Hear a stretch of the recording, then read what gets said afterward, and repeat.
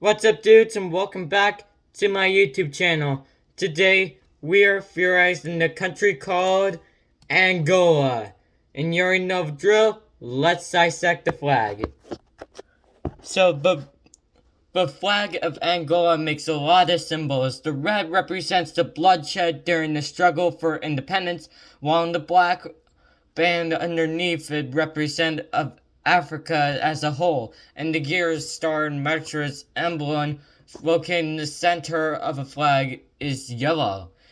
And the emblem of Angola has a book, a sword, and an axe probably, and a star, and there's the plants in there, and that spear right here, we just talked about it. It wasn't part of the flag anyways. And it says Republica de Angola. And however, the country is located in southern Africa, bordering the Republic of the Congo, the Democratic Republic of the Congo, Zambia, Namibia, and that's only it. And plus, it's a part of our African Union like all African nations, and King Joshua I marched the Kingdom of Congo, and the coat of arms granted King Joshua I Congo by King Joshua I of Portugal, and the Queen Anna started a meeting with the Portuguese in 1657, and the versions of Luanda, which is currently the capital of Angola, in 1755, and then History of Angola written in Landora in 1680, and the Portuguese armed forces marching in Landora during the Portuguese-Congolese War 1961 through 74, and members of the National Liberation Front in Angola training in 1973. And Oswald, the first president of Angola, and maximum in the South African and Angolan Zambia during the Angolan Civil War. And Cuba was even involved in this war. And there's the city of Angola in the 21st century, and there's the territory of Angola. Usually has their mountains right here, their coastal cities right around here, and a map of the continent's climate. In the warm desert climate, which is around the southern coast, cold desert climate, which is, I don't know where it is, by the way. And the warm semi-arid climate is by the coast or towards the Namibian border. And the human subtropical climate, which is this huge part, and humid subtropical climate and subtropical oceanic climate, which is around right here. And then the map of Angola with provinces, and it has over 18 provinces. Wow, that is a lot more provinces than you think. And provisional government in Hamburg, and the provisional government in Namibia, and the National Assembly in Angola, and Joshua Makona, the president of Angola, and all of those stuff you can see, cultures, but let's say all of it's good.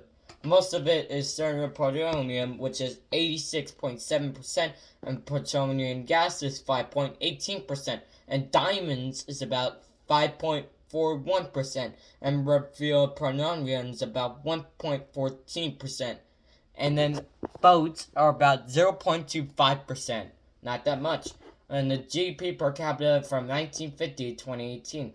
It has decreased throughout the 1980s, but has gone up since the 1990s, and this is where we are today. Yeah. And then the National Bank of Angola, which is in here, and then the National Financial City, and the tourism, and a lot more than that. It has an airline called the Angola Airlines. Pretty impressive for a country in Africa. I'm not gonna lie though. It's a very, very impressive country with its great culture and stuff like that. By the way, let's theorize the country directly.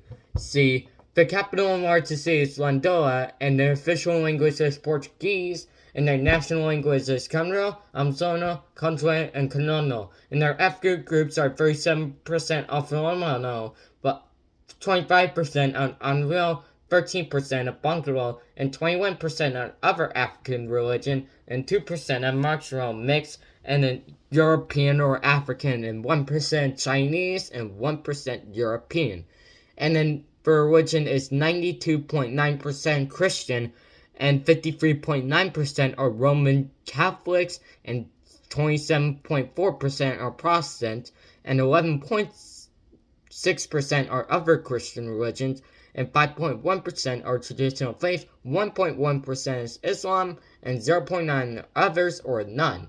And their development is Angolan, and their government is the Unitary Democratic Party Presidential Republic. And their president, Jasso Ladvani, since September 26 of 2017. And their vice president, Absalom Costa, has no info in Europe since.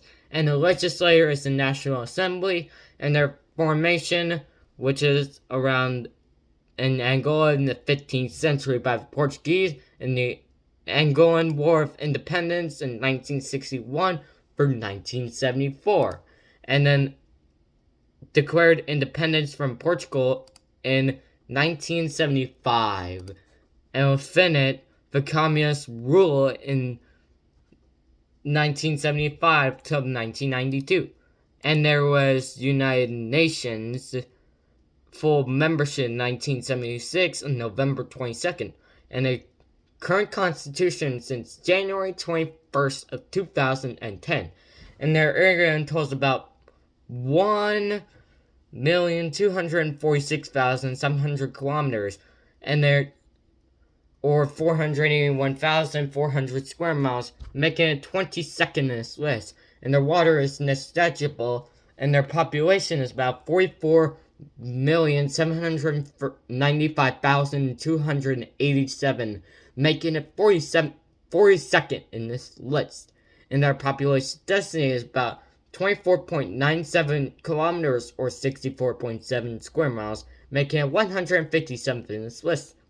And their GDP, or the purchasing power parity, is about $213.034 billion, making it 67th, and their per capita is about 7,360, making it 157th, and their GDP non-animal is about $125.496 billion, which makes it 61st in this list, and their per capita is about 3,793, making it 145th, and then their GNI is about 51.3, making it high in this list, but no result, and their HDI is about 0.581, which makes it medium in this list as 148th, and their currency is Kazana or AOA, and their time zone is the West Africa time zone, which is UTC +1 West Africa time, or WAT. And they're driving side right. Speaking of right, let's theorize the country directly by focusing on its geography. See, this is Angola right here, and you see right here there's this piece of land home to a coastal city. There's not much to do here, plus there's an airport called Panhandle Airport, and that's what makes it border the Republic of Congo and the DRC by just a little bit, but it has a long border between it. But let's decide on the capital, shall we? There is Fantasma de Salmigo, which is just a monument, and Museum Mamaya, which is a museum about all the stuff you can learn about it. And it even has an airport called the Lundoa Airport in Angola. And then there's this part right here called Parque National Complena. I don't know how to speak it, by the way. But there's other coastal cities too, like Bangla. There's not much to do here, and it's also home to an airport called Bangla Airport Terminal. And within it, there's another coastal city named Namibia, and there's actually no airport in this, but it has a really nice coastline though. And plus, there's a lot of national parks we have to theorize on. So let's stick it towards it. So there's Reserve de Rancho, which is a nature preserve right here, and then Parque National de Colanda, and there's Panhandle National Coma, and there's this mountain terrain right here, and there's Control the Longa, and right here, the Mumba National Park, and Bjorkshire National Park, and the Desert National Parks, which is Reserve de Neve and Reserve de Moli. There's a lot more than national parks, but we have to focus on the borders real quick. See right here, this is a panhandle right here, stretching through this border right here is 121.20 miles of it. But should this land be given to Zambia? I don't personally think so. But many countries in Africa have a panhandle. It's in total 524.97 miles, or 844.85 kilometers, and including the best parking ways. But should this go to Zambia?